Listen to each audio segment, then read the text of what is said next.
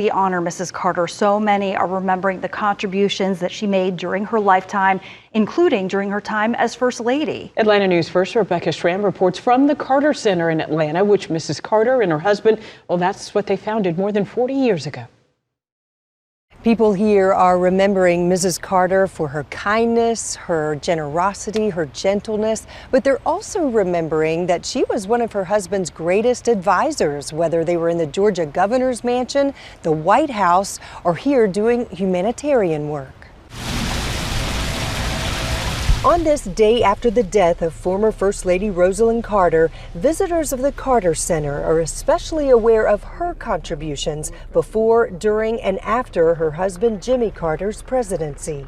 She was very supportive of her husband. Tom and Kathleen Spring are from Arlington, Texas. They had already planned to come here for a visit. A sweet Southern belle. That's what I remember about her.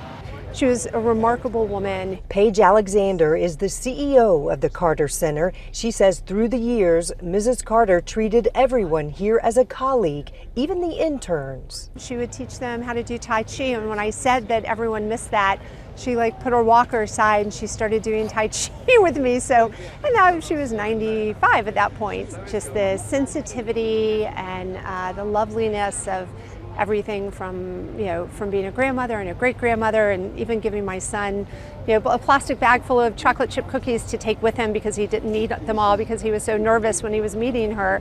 She was that type of woman. Part of Mrs. Carter's funeral plans include her lying in repose here at the Jimmy Carter Presidential Library and Museum, which is just on the other side of this property. So Monday night is when the public can come pay their respects. In Atlanta, Rebecca Schramm, Atlanta News First.